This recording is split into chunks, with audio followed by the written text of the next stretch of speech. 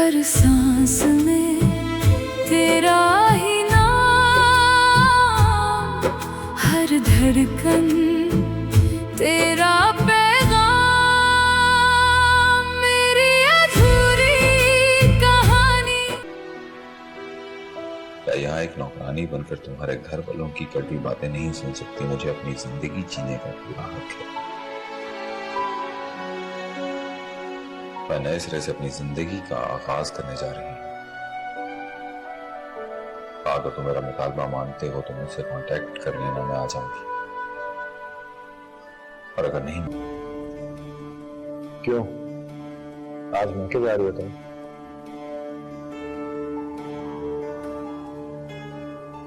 नहीं, वो दरअसल बात ये है कि पहले जितनी बार भी मुझे मां बनने की खुशी मिली है, तीसरा महीना ही गुजारना मुश्किल होता रहा है। आज तुम्हें अपनी बीजों नजर नहीं आई? I'm sorry बीजान। अस्सलाम वालेकुम। वालेकुम अस्सलाम। ऐसा तो कभी नहीं हुआ कि तुम अपनी बीजों को नजरअंदाज करके कमरे में चले जाओ। वो कुछ परेशान था इसलिए नजर नहीं पड़ी। ऐसी कौन सी परेशानी कि तुम बड़ों का एहतराम ही भूल? सुबह जल्दी ड्यूटी पे जाना।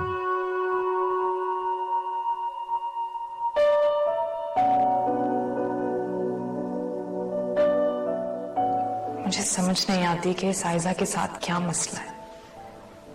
वो मेरी हर अच्छाई को बुराई में बदल देती है। सादिया, असद को स्कूल छोड़ने में इतनी देर लगती तो नहीं? अभी तक आई क्यों नहीं?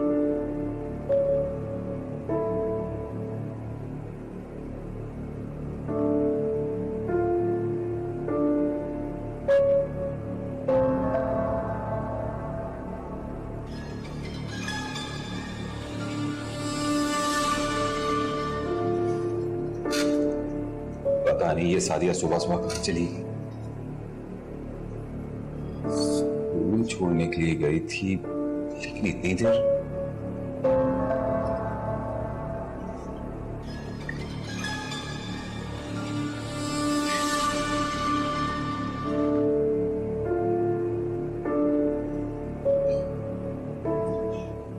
हाँ, फोन क्यों नहीं पिक कर रहे?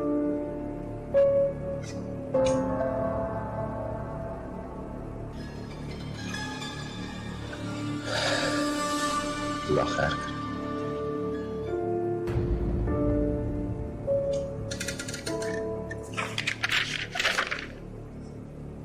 शफकत मुझे माफ कर दे, मगर अब मैं यहां नहीं रह सकती। इस घर में मेरा दम घुटता है। क्या यहाँ एक नौकरानी बनकर तुम्हारे घर वालों की कड़वी बातें नहीं सुन सकती? मुझे अपनी जिंदगी जीने का पूरा हक है। मैं नए सिरे से अपनी जिंदगी का आगाज करने जा रही हूँ। अगर तुम मेरा मुतालबा मानते हो तो मुझसे कांटेक्ट कर लेना, मैं आ जाऊंगी। और अगर नहीं मिल सकते तो मुझे वापस आने के लिए मजबूर न करना। मैं बहुत जल्द अपने बेटे को भी अपने पास बुला लूंगी। साथियों, तो तुम भी छूट गई सादिया।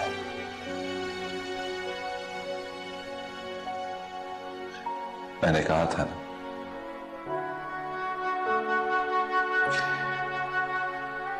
एक दिन तुम भी छोड़ जाओगी। कसूर तुम्हारा नहीं, कसूर तुम्हारी तकदीर का है।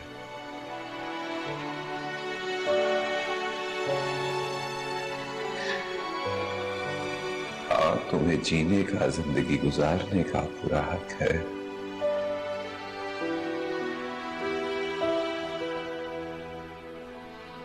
क्यों जिंदगी बर्बाद करोगे तुम अपनी?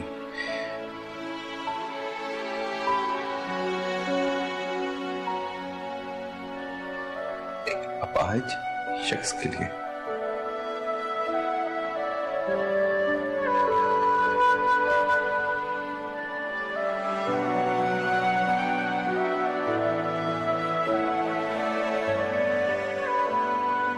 कोई गिला नहीं है तुमसे।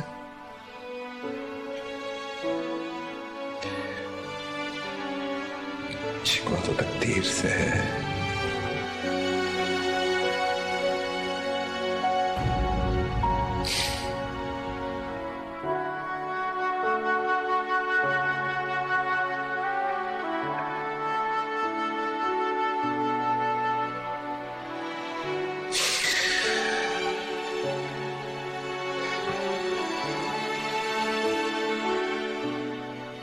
चलो शफकत मियां,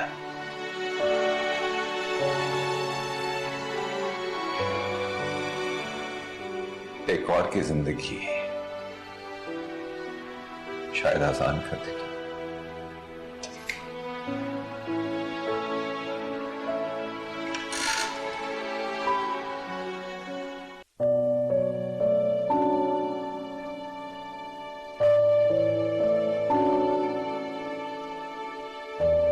सुनिए जी,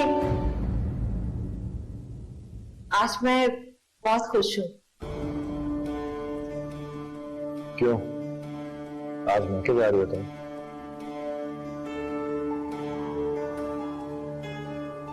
नहीं, वो दरअसल बात ये है कि पहले जितनी बार भी मुझे मां बनने की खुशी मिली है, तीसरा महीना ही गुजारना मुश्किल होता रहा है। लेकिन इस बार ऐसा नहीं हुआ। मेरी तबीयत भी बोझिल नहीं हुई और मैं फ्रेश भी बहुत हूँ। वक्त भी बहुत आसानी से गुजर रहा है मेरा। बस अब तो एक ही दुआ है, खुदा ने ये जो आखिरी उम्मीद दी है, इसमें कोई रुकावट ना आए।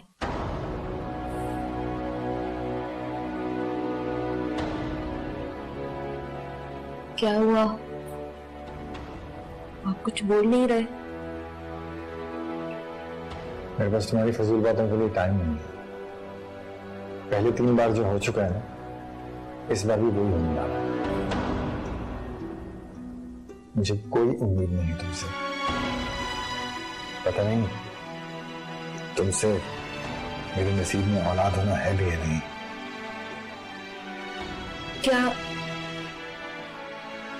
क्या किसी और से भी आपको औलाद चाहिए? मैं देख रहा हूं कि आजकल तुम कुछ ज्यादा ही बोलने लगी हो। अपनी हद में रहो तो अच्छा होगा, समझे तुम?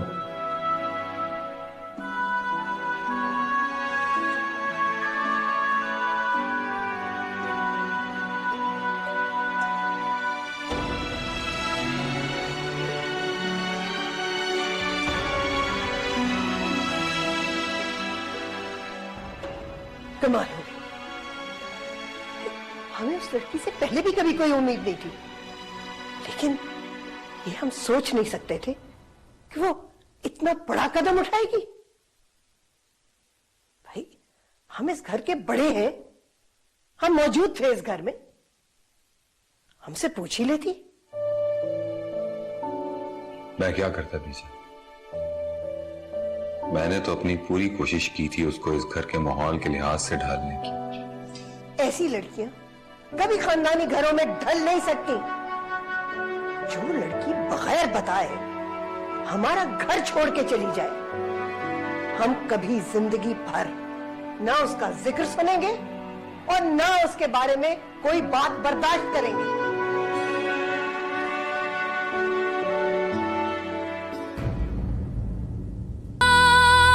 मेरी अधूरी कहानी। अरे तुम्हें पता है कि वहां क्या हुआ? जब हो गया उसकी क्या खबर लेनी। अब तो आगे की सोचो कि आगे क्या करना है। सोच लेंगे आगे भी, लेकिन अभी उसे इस तकलीफ का मजा तो लेने दो। इस तरह तो उसका जख्म भर जाएगा। तो क्या करूं मैं? जब तीर कमान से निकल जाए ना, तो कमान खाली हो जाती है, और जब जंग जारी हो तो फौरन दूसरा तीर तानना पड़ता है। लेकिन तुम तो रिलैक्स हो गई हो एक ही तीर तान के।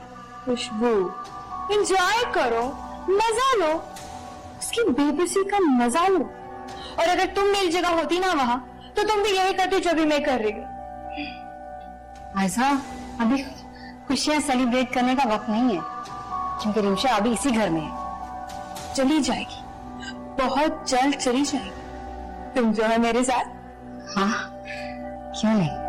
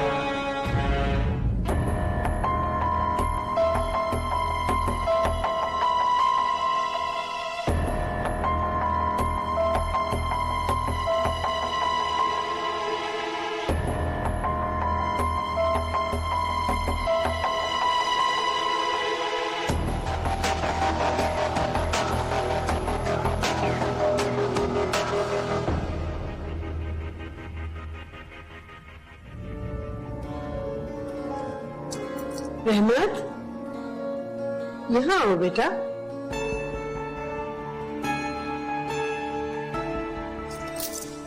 क्या बात है बेटा, आज तुम्हें अपनी बीजा नजर नहीं आई? I am sorry बीजान। अस्सलाम वालेकुम।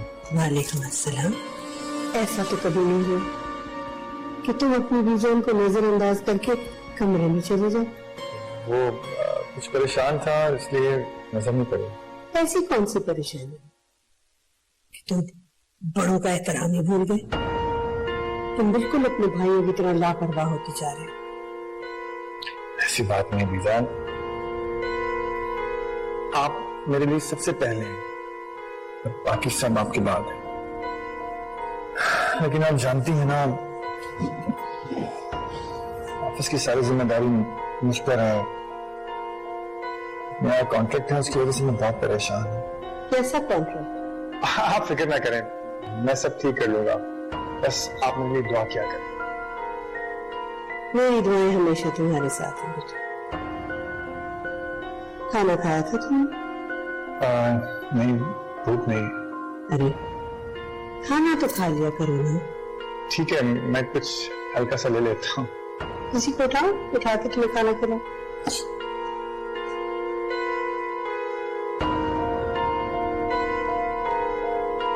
शाबाश।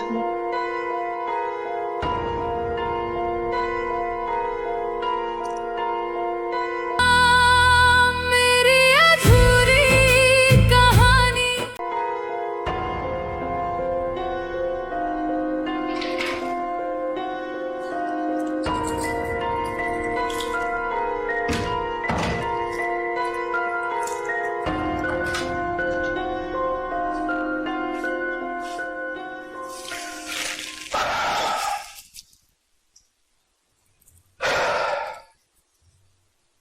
क्या हुआ?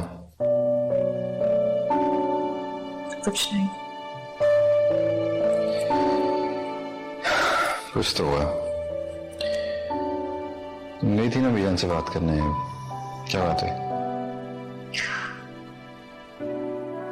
बीजान के पास गई थी हमारा जाना कैंसिल करने के लिए, मगर मुझसे पहले ही आयजा ने अपना जाना कैंसिल कर दिया।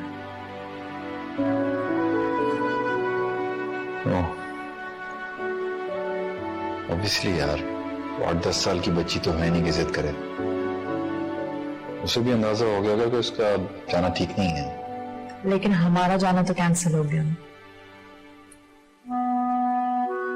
अब डिसीजन लिया तो स्टिक टू इट। अभी बीजान को फौरन बोलेंगे तो उनको बुरा लगेगा। हम कुछ दिन बाद चले जाएंगे।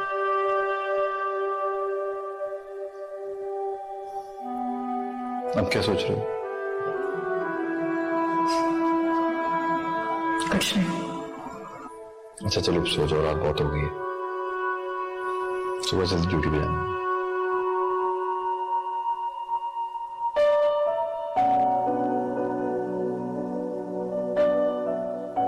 मुझे समझ नहीं आती कि साइजा के साथ क्या मसला है।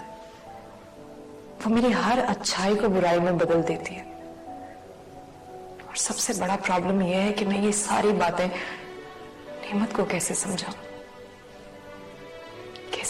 कि सब चीजों के पीछे आइजा है।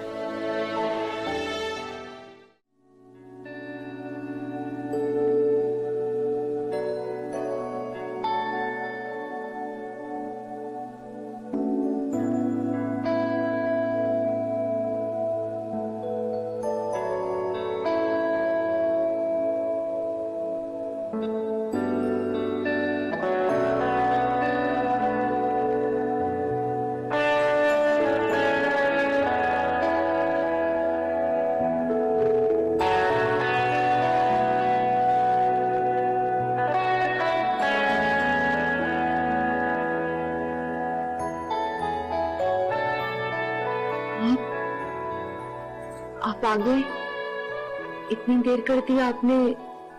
मैं परेशान हो रही थी। इतना परेशान तो आजकल बीजान नहीं होती जितना तुम होती हो। क्या बात? मैं बीवी हूँ आपकी।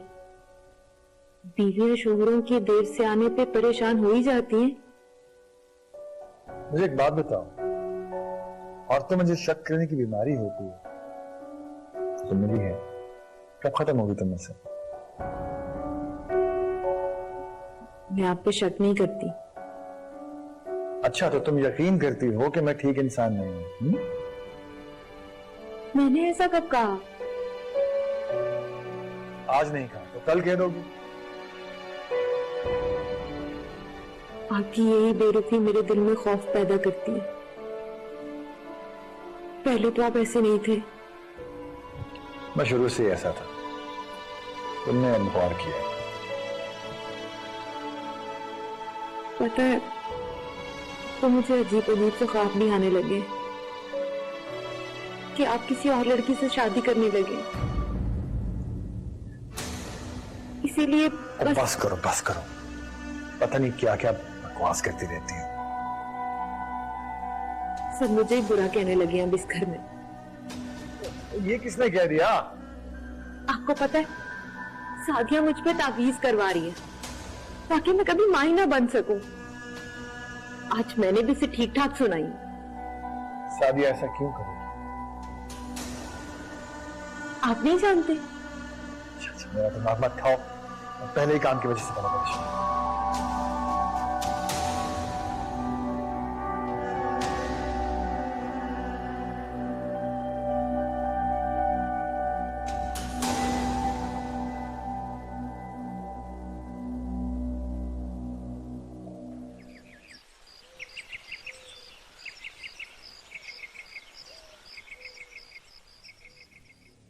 अरे रिमशा, ये क्या कर रही हो तुम?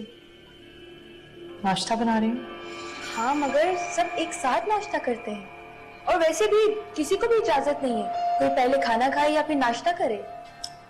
जानती हूँ, लेकिन मेरी तबीयत खराब है और खाली पेट में मेडिसिन नहीं खा सकती, इसलिए। ओह, तबीयत खराब है तो ठीक है, तुम जाओ रेस्ट करो। मैं किसी मुलाजमा को बोलकर तुम्हारे लिए नाश्ता लगवा देती हूँ। वेल, इसकी कोई जरूरत नहीं है, सिर्फ चाय ही तो बनानी है, मैं बना लूंगी। अरे चाय बनानी है ना, तो वो मुलाजमा ले आएगी तुम्हारे कमरे में नाश्ता। तुम जाओ रेस्ट करो।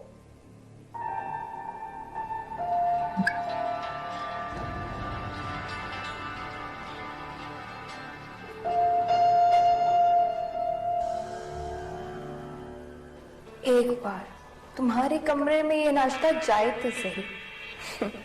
फिर देखो क्या होता है।